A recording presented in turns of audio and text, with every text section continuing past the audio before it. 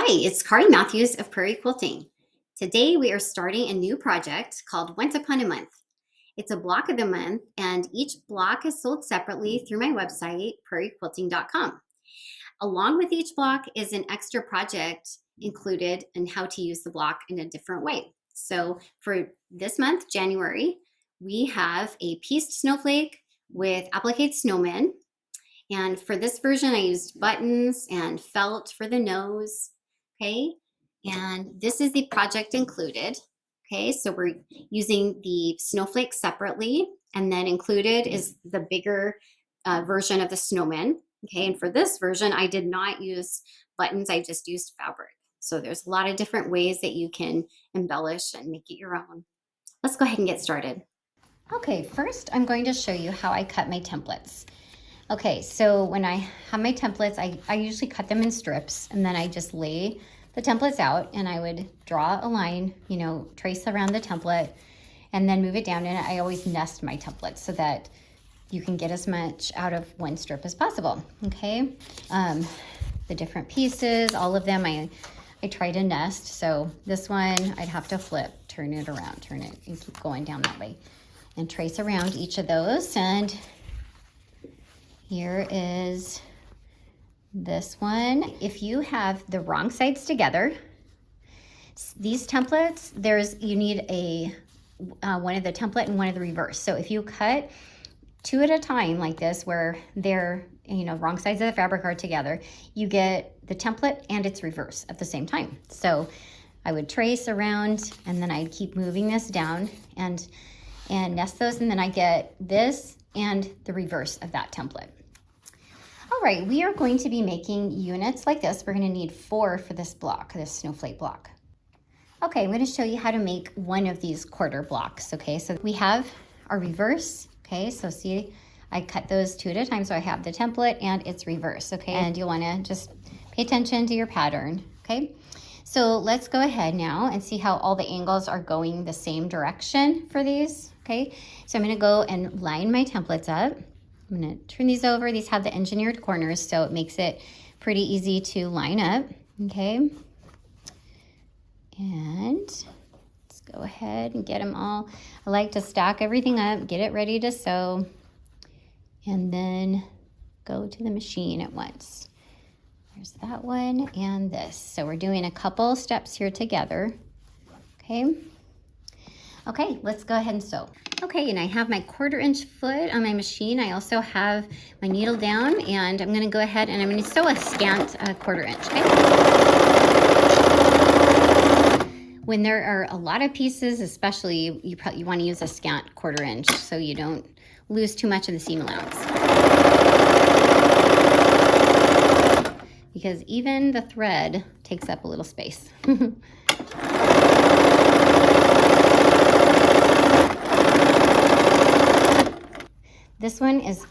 This piece is flat on the top, and that goes toward the corner of the block, okay? So I'm gonna go ahead, connect those up, and use our engineered corners, okay? We got 2 of these pieces. This one, the squared off one goes toward that corner, which will be up there. Okay, and we're gonna go ahead, and I like to press at the end, okay? So I can kind of press all at the same time. Okay, let's go ahead and sew. Okay, here we are. We're gonna go ahead and sew those 2 seams.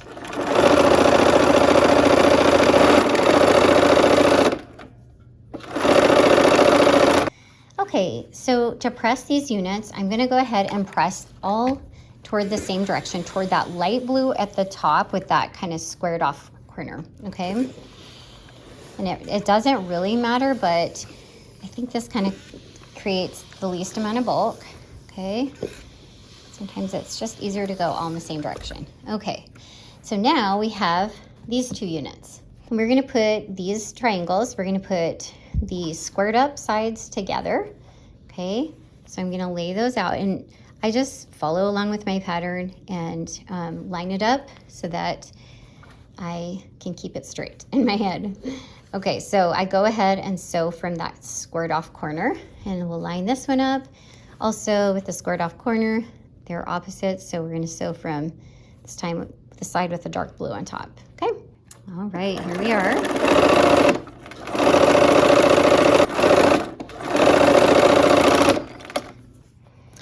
Okay, so we have a couple corners to press, and of course, you make the whole block, so you're gonna have like four of each of these units, okay, to do, and I would do those all at the same time. And these are gonna go like this. So let's go ahead and press. I'm gonna press same direction as the rest of the block is, okay? And keep it going there. Now we are going to make this corner here, okay? So we have this, there's a small dark blue triangle, okay? And I'm gonna lay my piece with this skinny side of this, I think it's a trapezoid, okay? Like that. And then I'm gonna match the right sides together, leave my dog ears hanging over, oops, the same amount on each side. All right, here we are. We're gonna sew those seams again. And we have some bias edges where the diagonal pieces are, those are biased, so we have to kind of be careful not to stretch and distort the fabric. Okay, so we have those corners. We're gonna go ahead and just clip those off before we even start to press, okay? Okay, and I would do all of these units for the whole block at the same time, okay? I'm gonna go toward that dark blue, okay? Kind of going out from the center of the block, okay?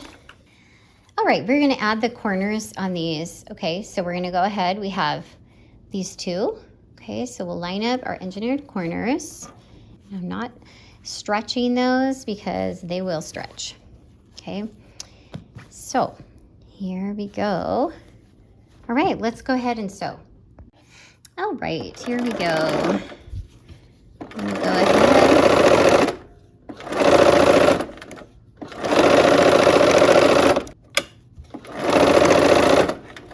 This block, there's a lot of pieces and a lot of templates, but it's a fun block, I think. I kind of like blocks that are a challenge. I like to make different kinds of blocks, so it's always fun to just come up with something new.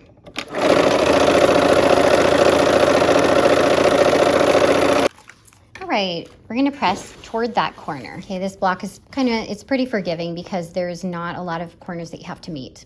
Okay, so now we're gonna take two of these sides. Let's see here if we got the right ones. We do. Okay, so two of those, and they're gonna go on that strip.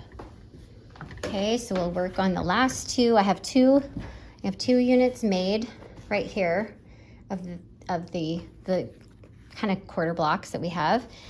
And then we will do these two. So first, we're gonna start with, put the piece here on the top, and I'm starting with the engineered corner side, okay?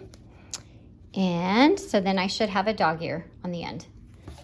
All right, so here we go. We're gonna sew, and I'm kind of just making sure these are lined up as good as I can get them. It's not totally perfect, it's a little uneven, but I'm kind of matching up the ends, okay? And if my seam allowance is within 1/8 of an inch, it'll be fine. Okay.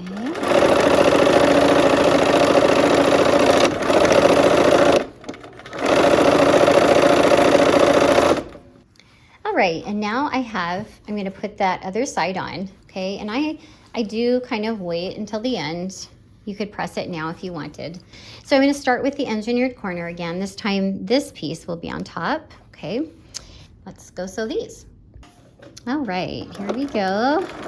Needle down again and be very careful so you don't stretch your fabric, especially the one has these bias edges.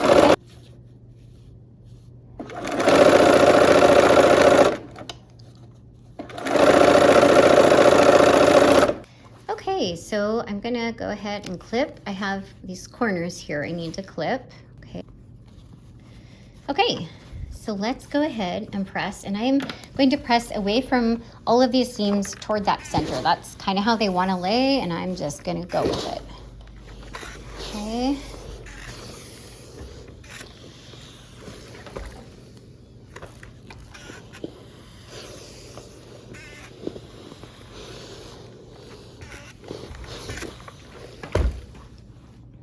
Okay, so now we have the 4 corners of the block. All right, I have my 4 corners of my snowflake laid out, and be careful, watch the pattern, make sure you have everything, you know, the right sides or on the right sides.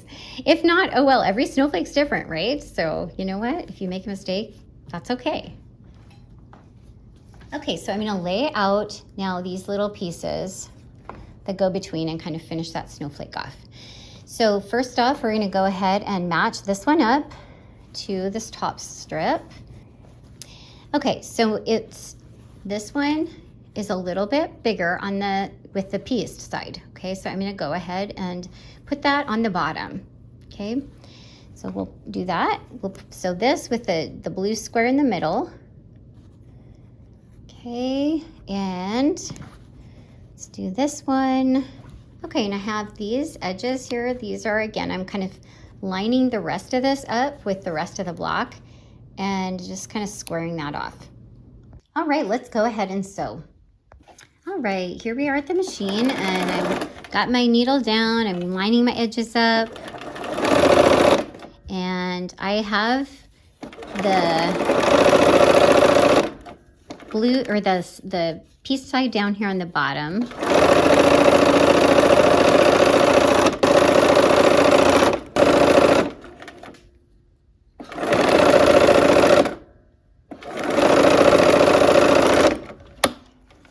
Okay, so now we're going to connect the other pieces here.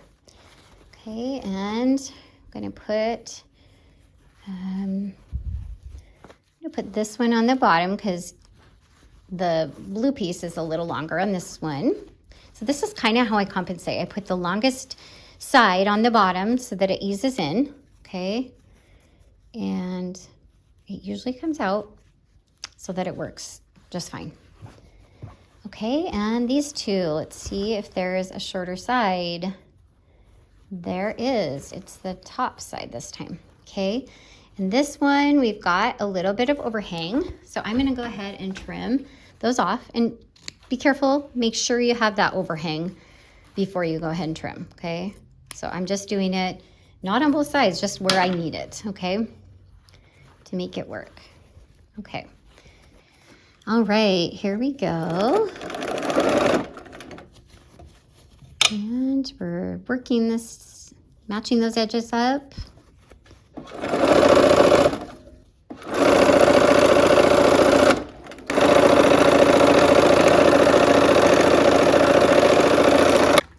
Okay, to press, I'm going to press toward that center strip. So I'm going away from all that bulk, and that's typically how I decide how to press. Away from the bulk. Okay, so there we go.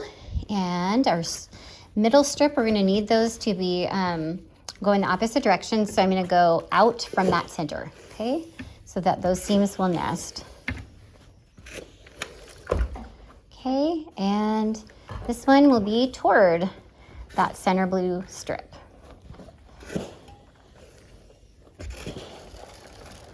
Okay, so here we go.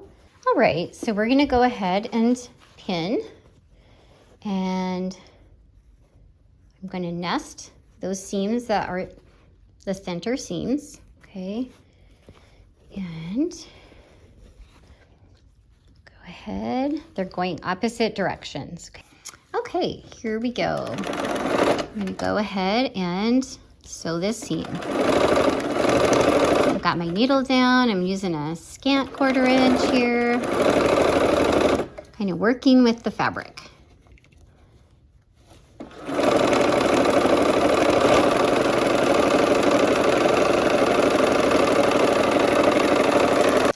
All right, so now we're gonna go ahead and connect up that last section, okay? And we're gonna nest the seams just as we did with that last seam, okay? Those two seams, I can feel they're butted against each other, okay? And they're going in the opposite direction so that I get a good intersection there, okay? Okay, and here we are with the last seam of the snowflake part. All right, so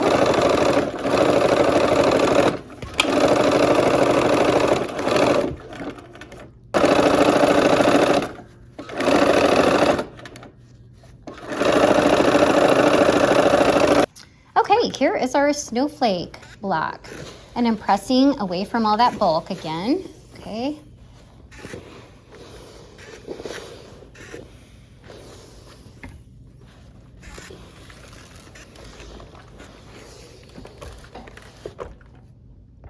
All right, there is our snowflake block. Okay, so at this point you could stop and use this for your table runner, or we can continue and do our applique.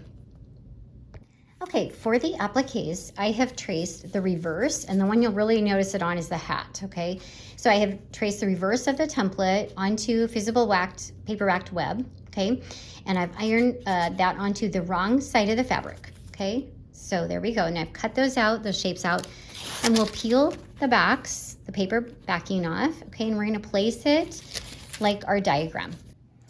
Okay, I have got the snowman as I like, okay? And I put all the pieces down first so that I can, kind of arrange them and make sure I like the placement, okay? And then I'm just gonna press, I'm kind of catching all of those pieces for that one snowman all in one just to hold it down, okay? And then I'll go back and kind of do another, just press to make sure I got all of the whole snowman, okay? I did not put his nose on because I am using felt and I want to put a piece, like a paper towel over the top. So it doesn't do anything to my iron. So I'm gonna go ahead, and I just thought these felt pieces were really cute with, to make it kind of a little three-dimensional. So I'm just gonna put like a paper towel over the top and give it a good press, okay? All right, there we go. And then I'm going to use buttons. You could do fabric for the eyes. There's templates for that, but I am going to use buttons for mine. All right, let's go ahead and do our applique stitches. Okay, I am going to use my buttonhole stitch foot, okay? And I'm doing the carrot nose first because that felt, I don't know if it will stick as well as the rest of it. So I'm gonna just go ahead, and when I get to the corner, I want it to go into the fabric, not onto the white. So I'm turning it so that it goes, know your stitch, basically. So practice on your stitch and make sure you know where it's gonna end up, okay? And I'm gonna carry on and go down this other side, and okay.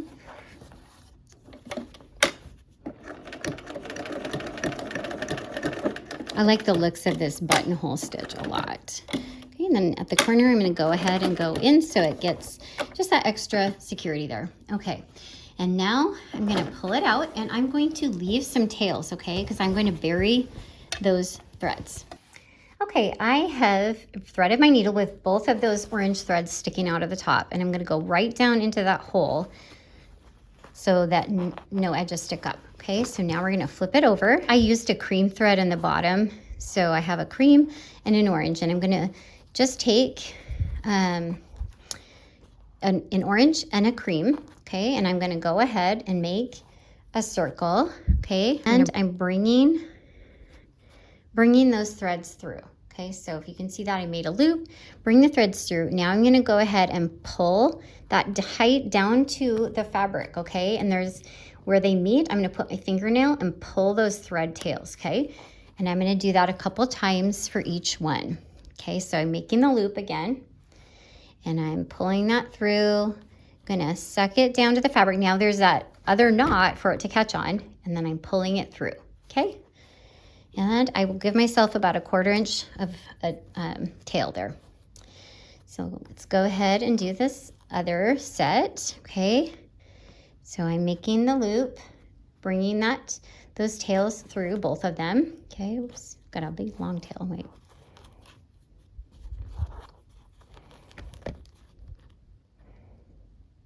Okay, loop through, bring it down, hold it tight, and pull. Okay, so for the snowman, I'm going to start where there's this top little hangover part of the scarf comes on top of it. So I'm gonna get that first, okay, where those two meet. That's where my needle is gonna go down first, okay? So I don't know if you can see that, but that's kind of where that intersection is, okay? And I'm gonna go ahead and come around that first top part, and then I'll be set up to just carry on and only have one set of threads to bury. So I'm gonna go ahead, I'm following. It's hard to see because I can see the dimension here because it's right in front of me, but you just follow along, okay? And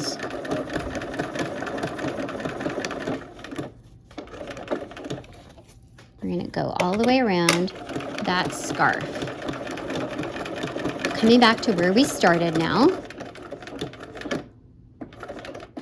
Okay, now I'm gonna go and come around that, the part that's around his neck.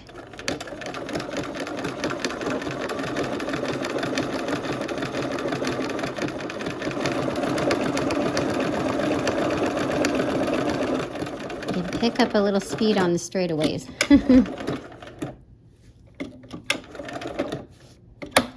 Okay, now we will leave ourselves a tail so that we can bring those threads to the back and do the knot again, okay? So we'll go ahead and do the red. Okay, so here we are now on the hat. So I'm changing color with my thread, and you could have a contrasting color just for some fun accent. Once again, this is your snowman. It's really fun. Okay, at the corner I'm going in so I can kind of get a slice of that fabric.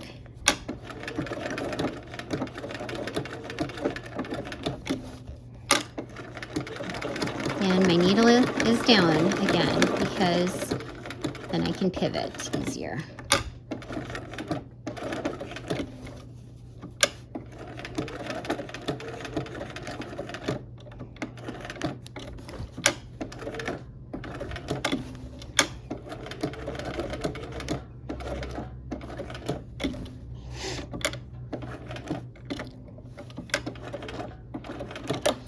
Okay, and we'll leave ourselves a tail to bury those threads again. Okay, and now we are going to do the snowballs in white. Okay, so needle down.